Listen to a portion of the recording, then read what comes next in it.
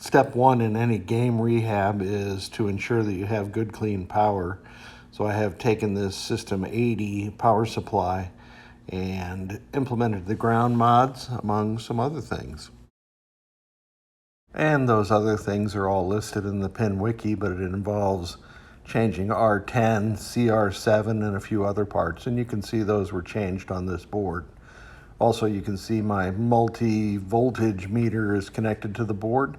All the voltages are right where they should be, including the 5 volts, which I always set to 5.10. And here is the completed power supply. There is a ground wire for each board, the MPU, the driver board, and the sound board, and then one goes to the back box metal, probably the lock.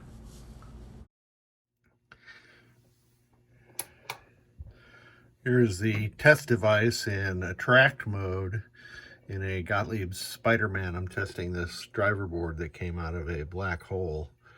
And this is tests the signals coming off of the left side.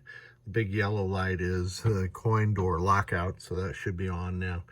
And the red light, which you can barely see, I see, is just 5 volts. So I'm going to put the game into test and skip to test 16, at which time we'll see some LEDs light up on the right.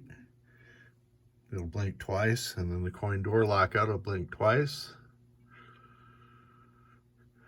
And then the LEDs will start cycling. So you can see there are 4 that are on more often than not right here. And those are the, I guess, the not Q side of the flip-flop. And so that is normal. There are 4 circuits like that on a System 80 driver board. So let's do the solenoids. Now, 2 of these are not going to fire because they're coin lockout solenoids, and the knocker coil will fire over here. Let's see, I'm doing this blindly. There's one.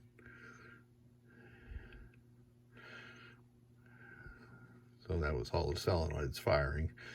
3, 4, and 7 are not fired. Those are spare CEN U45s on the top of the driver board that normally drive coin counter solenoids. And so the Gottlieb at this stage of the game did not fire those in test. So the solenoid driver board's working good. I'm going to connect the MPU.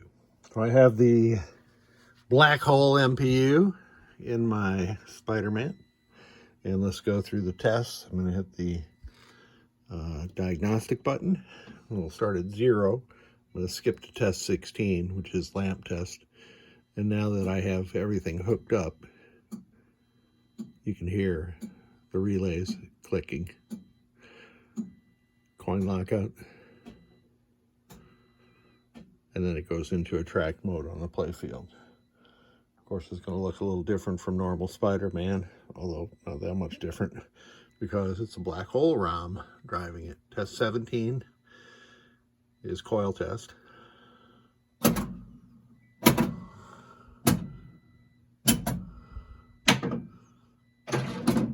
you go. Solenoid 8 was blown on this driver board, by the way. So 18 is the switch matrix test. So I'm going to go diagonally across the switch matrix and ensure that all of the switch rows and columns are working. And they are. When I press 77, it's going to restart. Sometimes that happens in some software, and sometimes it does not. So I'll just reboot. And we'll advance back up to test 19, which is display test. I do have one 7-digit display in my game.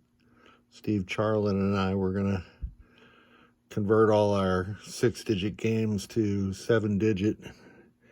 And he had one method and I had another, and he got his done. I never did get mine done. But I like having a 7-digit display panel on here so I can test the System 80A games also. All right, we're up to 3. Once it goes to 4, it will have driven every segment. One of the things that's important is to drive the ones correctly, because that gets driven differently on the MPU board from every other digit. Okay, that's it. Let me advance to test 20, which is the memory test. And it should say 99, and it does. So this MPU, and I've updated the ROM too. It came with a 668/2 ROM, so I erased that ROM and burned /4 into it, and that prevents a bug from happening where a ball is stuck on the lower playfield between power cycles. So now your MPU, the driver board, which I just tested, and the power supply are all good to go. I'm going to make you a set of ground wires that'll attach to the stud, and your driver board has a stud over here. This is my driver board, but a 1-pin connector will connect from the power supply, or I'm sorry, from the MPU, from the driver board, and I'll make one for the soundboard also in your game, and it'll connect to where I have ground point written on your power supply. Thank you so much.